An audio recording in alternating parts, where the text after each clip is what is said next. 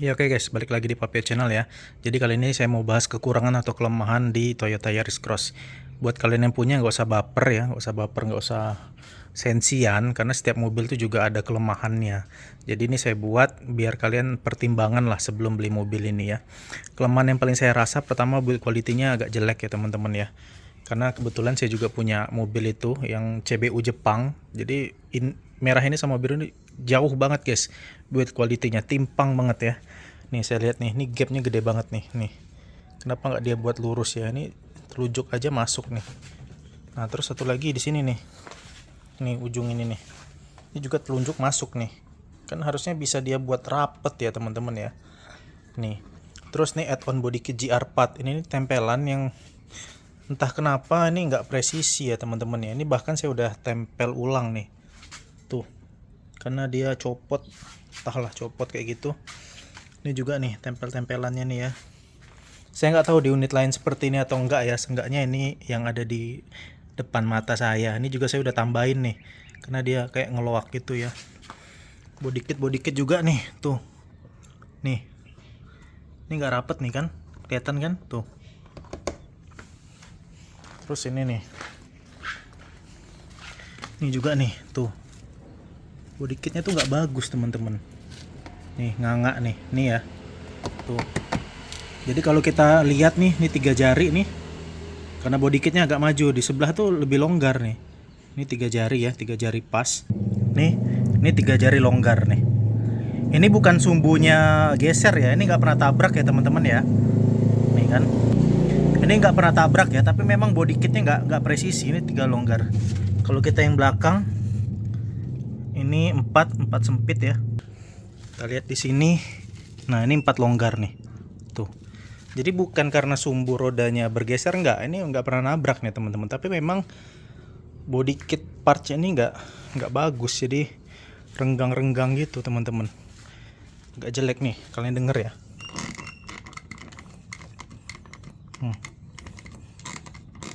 Masa dipegang aja bunyi? Nih ya.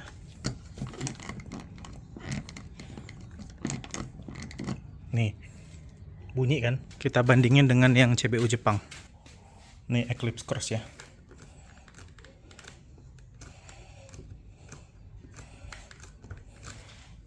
Nggak separah tadi guys.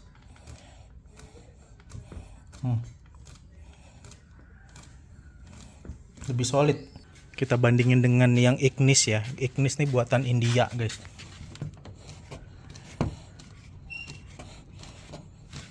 Nggak bunyi kan? Ini lihat nih, ini denger ya. Ya, kedengeran kan bedanya? Tuh ya. Kedua nih, kalau kita tutup pintunya nih, kalian ininya nih, ini tipis banget nih. Ini kaleng kerupuk ini. Kita banting nanti dia bergetar.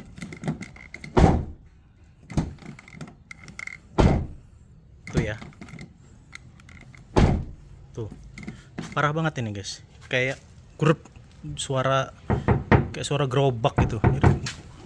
Build quality-nya parah. Itu bagian eksterior ya. Sama ini satu lagi nih. Ini roof railnya palsu nih. Tuh. Ini roof rail palsu guys. Jadi nggak bisa kalian jepit. Mendingan nggak usah dibuat roof rail aja, bikin polos kayak gitu aja teman-teman. Jadi enak mau beli ininya apa? Crossbarnya. Ini crossbarnya harus khusus nih. Nih ini palsu ini, sama kayak Veloz nih palsu, ini plastik ini. Tuh ya. Ini roof rail yang bener nih. Nah, ini besi. Tuh kokoh dia. Itu bagian eksterior. Kita lihat interior. Parah juga interiornya nih. Sebenarnya dia nih banyak soft touch ya, tapi ini nih sambungan-sambungannya nih fit and finishingnya nih nggak bagus nih. Ini kayak Race Rocky harga 200 jutaan yang begini nih teman-teman. Ini mobil harganya 450 460 ya. Di Bengkulu harganya 460 juta loh ini. Nih. Masa begini sambungannya jelek banget, guys. Jelek banget ini beneran. Nih.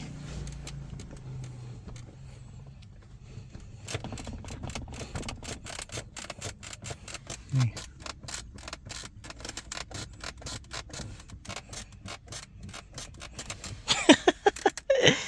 Mobil 460 kayak begini.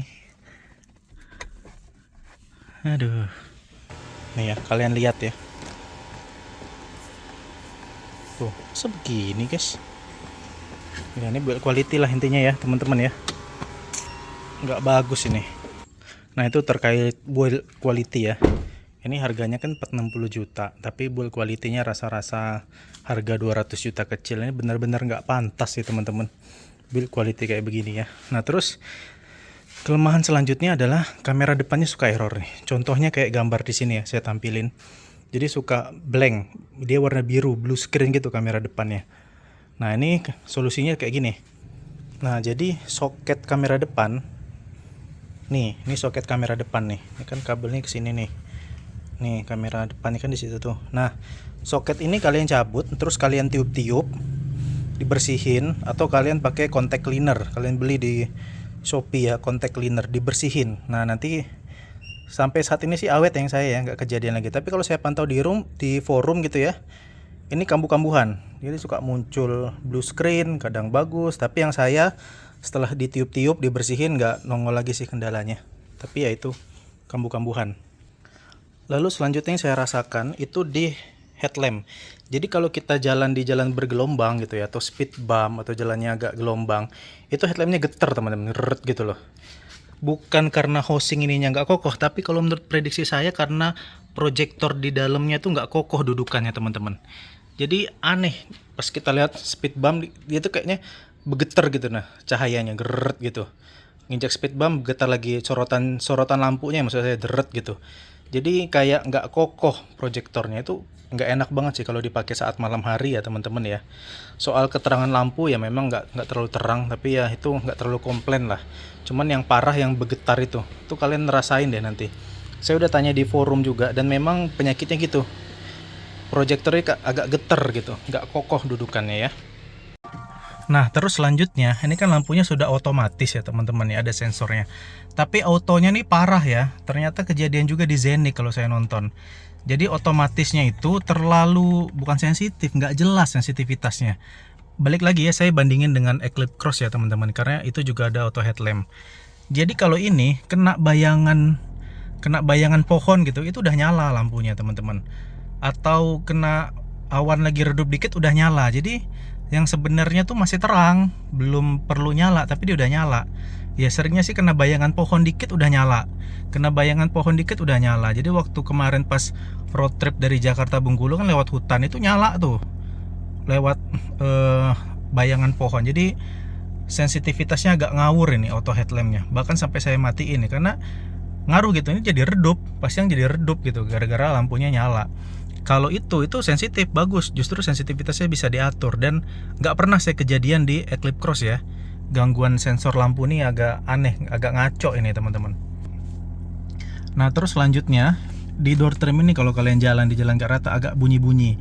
Beberapa di forum saya lihat bunyinya dalam sini, tapi kalau saya kedengeran bunyinya di sini teman-teman. Ini udah saya coba akalin, yang putih klip itu saya tempel gitu ya, biar nggak getar lah intinya klip putih itu. Jadi banyak ya bunyi-bunyi gitulah teman-teman, memang build quality-nya jelek ya.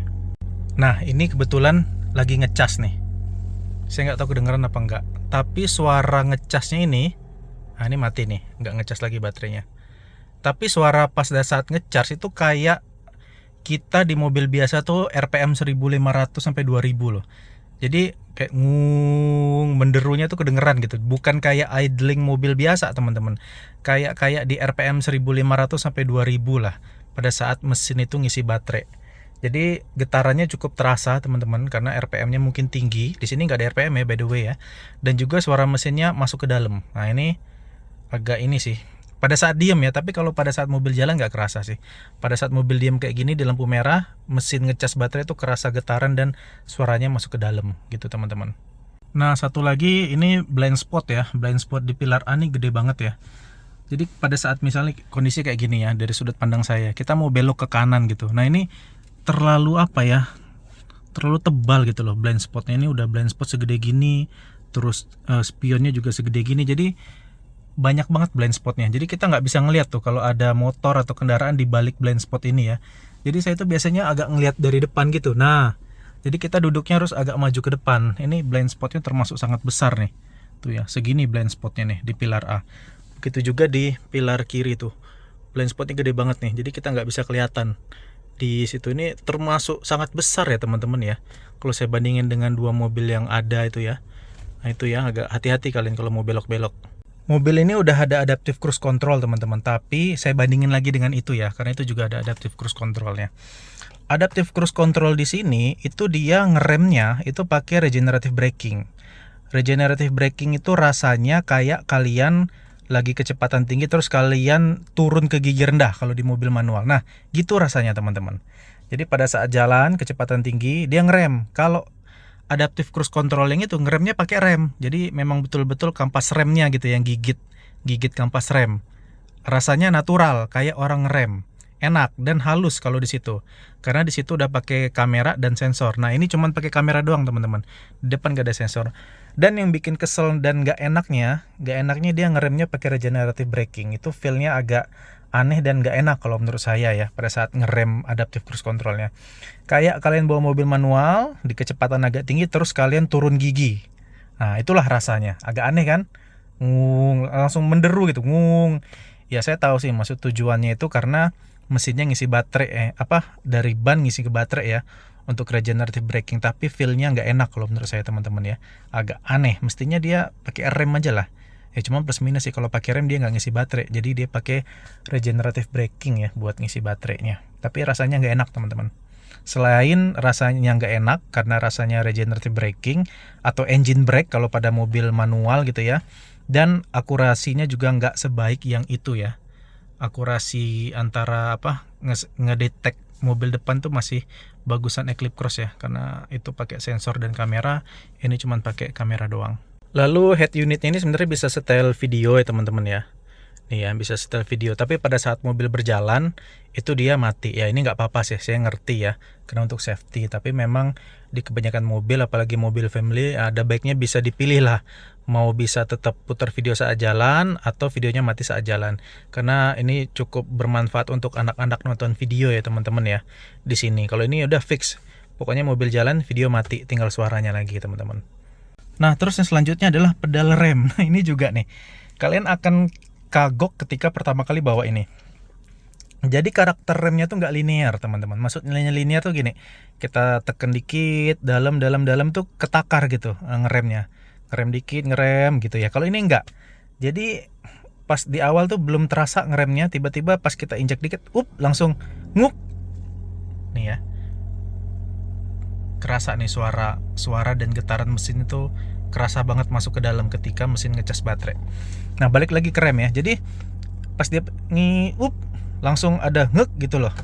Jadi kayak tiba-tiba pakem gitu loh teman-teman. Saya nggak ngerti nih gimana jelasinnya. Pokoknya ketika kita pencet dikit belum terasa tuh remnya. Pencet dikit lagi baru tiba-tiba pakem gitu, kayak pakem. Nah, kayaknya sih ini karena remnya ini tidak serta-merta kampas rem yang bermain ya. Karena kayaknya komputer itu mengatur rem kita tuh ada regenerative brakingnya gitu untuk ngisi baterai. Nah mungkin logic itu ya, logic pengereman itu menurut saya sampai sekarang pun saya masih agak kadang-kadang kagok ya. Utamanya pada saat kecepatan rendah tuh agak ngerem dikit, langsung tiba-tiba gigit gitu loh. Nah itu agak aneh lah pokoknya pedal remnya, nggak seperti mobil pada umumnya, nggak kayak itu, nggak kayak Ignis. Kalau mobil manual, mobil biasa tuh remnya enak ketakar gitu, linear. Kalau ini agak aneh nih di hybrid ini. Saya nggak tahu ya kejadian di Scenic juga atau enggak ya teman-teman ya. Nah, dan yang terakhir, ini mobil harganya paling mahal ya di antara kelas-kelasnya. Seperti Creta, HR-V, Suzuki Grand Vitara, apalagi ya yang kelas-kelas ini ya, X-Force gitu ya. Atau apalagi Omoda, ini harganya paling mahal. Karena ini untuk OTR Bengkulunya aja di 460-an juta sekian ya teman-teman ya.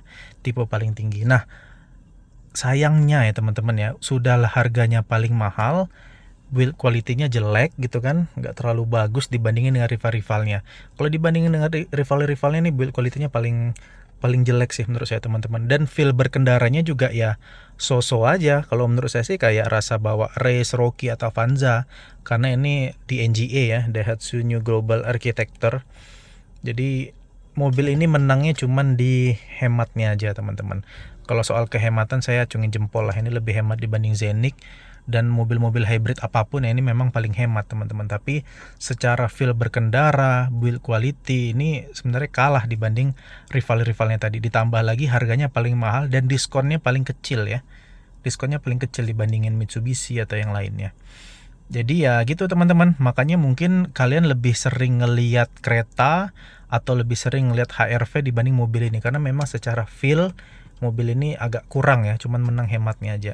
Apalagi kalau saya bandingin dengan yang Mitsubishi Eclipse Cross, wah jauh banget sih rasa berkendaranya. Kalau dari situ tiba-tiba naik ini kerasa lah downgrade-nya gitu ya, rasa berkendara dan feel kemewahan kabinnya tuh jauh lah, apalagi harganya 460 juta ya. BTW yang itu harganya barunya 497 harga website, kalau harga di Bengkulu sekitar 513 juta kalau saya tanya kemarin.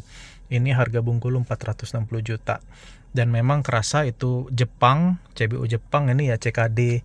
Toyota saya nggak tahu ya, sekarang build quality-nya jelek-jelek ya. Xenia, Veloz gitu juga, Rocky juga sama model kayak gini. Bahkan di kelas 460 juta Yaris Cross juga modelnya kayak begini ya. Agak kurang aja ya menurut saya ya build quality-nya dengan harga segitu ya. Semoga bisa jadi perhatian lah buat Toyota gitu ya. Dan anehnya ini pajaknya paling mahal teman-teman. Kalau dibandingin mesin 1500 cc yang lain, ini pajaknya paling mahal. Kayaknya sih regulasi kita masih menghitung dua mesin ya, mesin bensin sama mesin listrik, jadi pajaknya lebih mahal teman-teman. Ya itulah ya, pikirkan aja lah, ini pajak lebih mahal dibanding dengan mesin biasa ya, padahal harusnya dikasih insentif sama pemerintah karena ini emisinya jauh lebih bagus ya, emisinya lebih jauh lebih baik dibandingin mobil biasa karena hybrid. Tapi entah kenapa pajaknya jadi lebih mahal karena dihitung dua mesin, mungkin ya teman-teman ya. Itu patut menjadi perhatian kalian semua. Untuk ini plat F Bogor itu 6 juta teman-teman pajaknya, sedangkan itu Mitsubishi Eclipse Cross 1500 cc turbo plat BD Bengkulu tuh pajaknya 4 juta. Saya belum tahu nih, saya belum balik nama mobil ini ya. Nanti kita lihat kalau dibalik nama plat BD berapa juta pajaknya. Kalau ini untuk plat F dan mungkin sekitarnya sekitar 6 sampai 7 juta rupiah pajaknya. Termasuk sangat mahal ya teman-teman karena hybrid tadi mungkin ya.